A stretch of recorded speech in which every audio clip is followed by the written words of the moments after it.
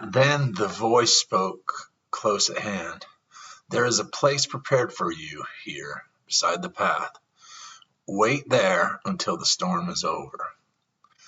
In the rocky wall beside them was a little cave, so low that it could be entered only if they stooped right down, and with just enough room for them to crouch inside.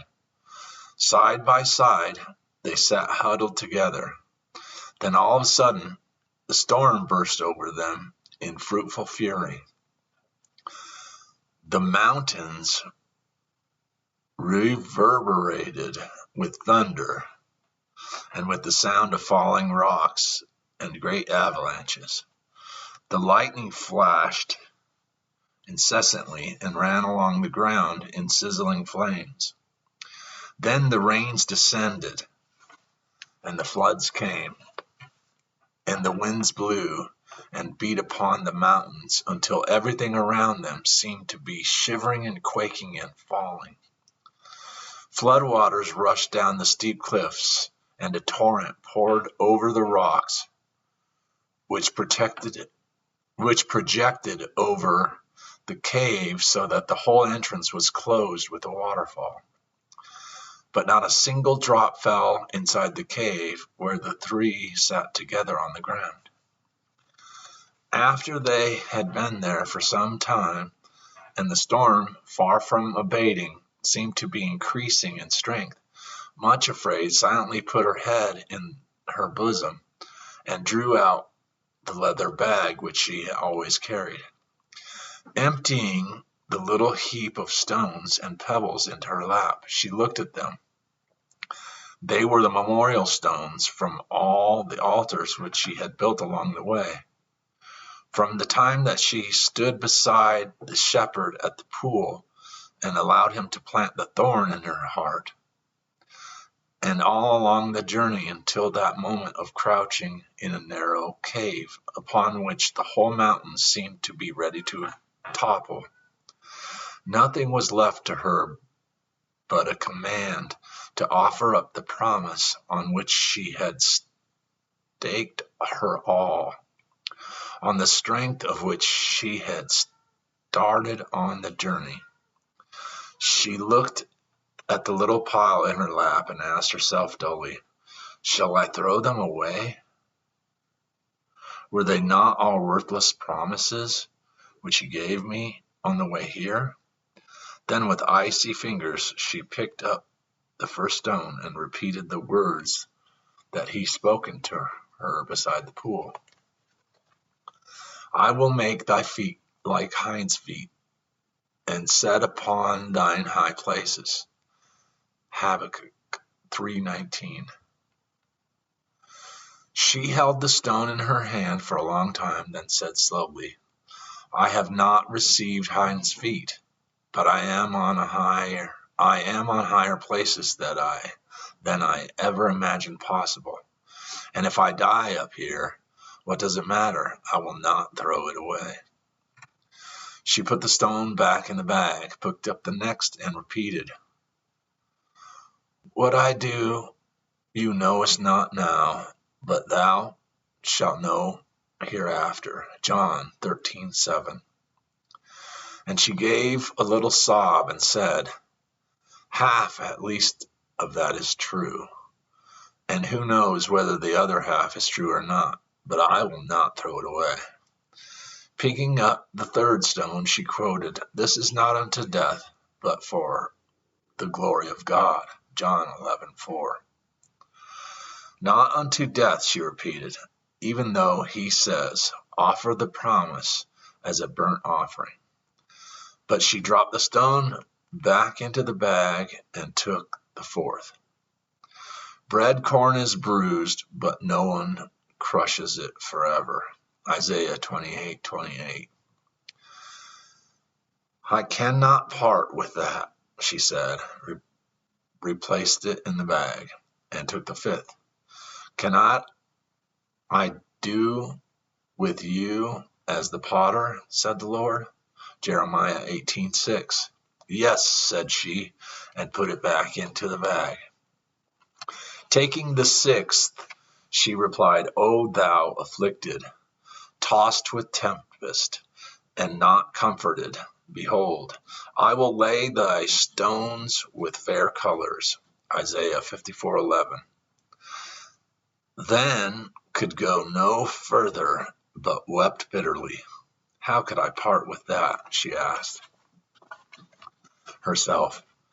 And she put it in the bag with the others, and took the seventh. My sheep hear my voice, and they follow me. John 10:27. Shall I not throw this one away? She asked herself. Have I really heard his voice, or have I been deceiving myself all this time? Then, as she thought of his face when he gave her that promise, she replaced it in the bag, saying, I will keep it. How can I let it go? And took the eighth. Now shalt thou see what I will do. Exodus 6:11. Remembering the precipice which had seemed so terribly impossible, and how he had brought her to the top, she put the stone with the others and took the ninth. God is not a man that he should lie. Hath he said, and shall he not do it? Or hath he spoken, and shall he not make it good? Numbers 23:19. For a very long time she sat trembling with that stone in her hand.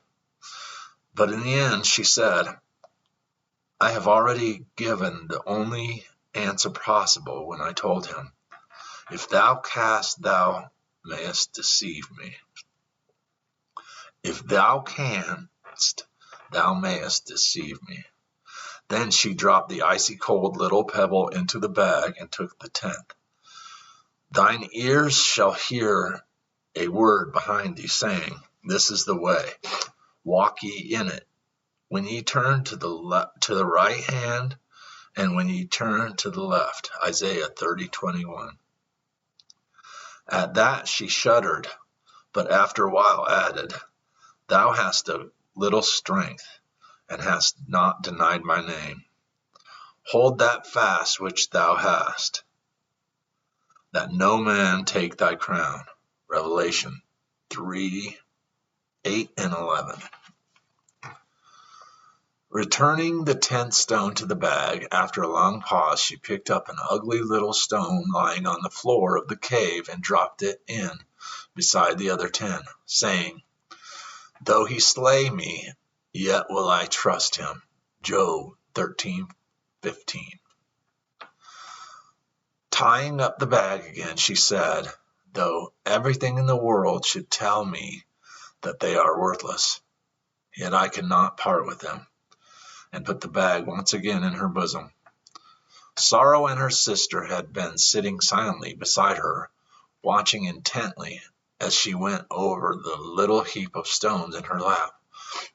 Both gave a strange laugh, as though of relief and thankfulness, and said together, The rain descended, and the floods came, and the winds blew and beat up the house, and it fell not, for it was founded upon a rock. Matthew 7:25.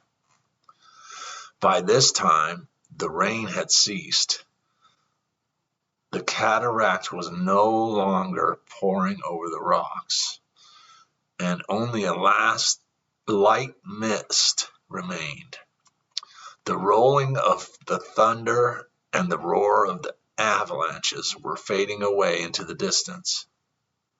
And as they looked out of the cave, up from the depths beneath, came through the wreaths of mist the clear, jubilant notes of a bird.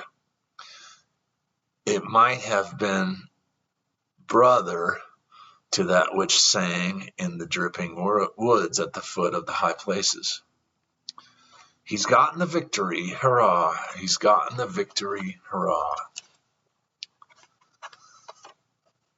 As the pure, clear notes came floating up to them, The icy coldness in the heart of Much Afraid broke, then melted away.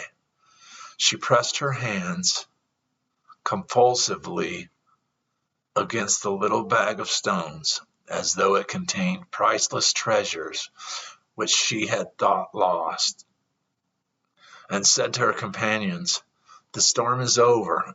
Now we can go on our way."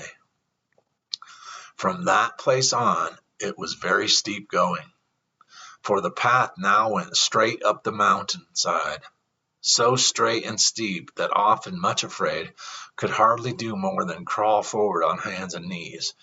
All along she had hoped that the higher she went and the nearer she got to the high places, the stronger she would become and the less she would stumble. But it was quite otherwise. The higher they went, the more conscious she was that her strength was leaving her, and the weaker she grew, the more she stumbled. She could not help then dimly realizing that this was not the case with her companions. The higher they went, the more vigorous and strong they seemed to become, and this was good, because often they had almost to carry Much Afraid, for she seemed utterly spent and exhausted. Because of this, they made very slow progress indeed. On the second day they came to a place where a little hollow in the mountainside formed a tiny plateau. Here a spring bubbled out of the cliff and trickled across the hollow and down the side of the mountain in a little waterfall. As they paused to rest, the voice said to Much Afraid, "Drink of the brook at the side of the way and be strengthened." Stooping down at the spring where it bubbled up from between the rocks, she filled her mouth with water, but as soon as she swallowed it, she found it so burning and bitter that her stomach rejected it altogether. She was unable to retain it. She knelt by the spring, gasping for a moment, and then said very quietly and softly through the silence, "My lord, it is not that I will not, but that I cannot drink of this cup." "There is a tree growing beside the spring of Morah," answered the voice. "Break off a piece of branch, and when you have cast it into the waters, they will be sweetened."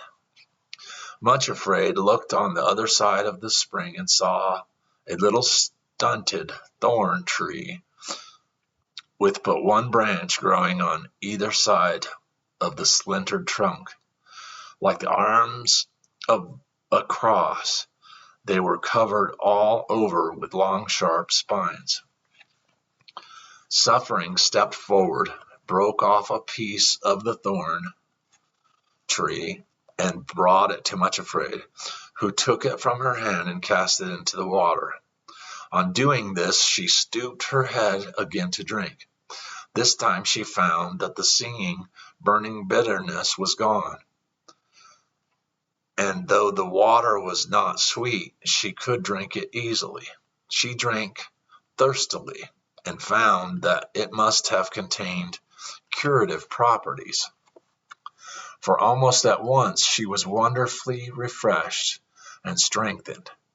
Then she picked up her 12th and last stone, there beside the water of Morah, and put it into her bag.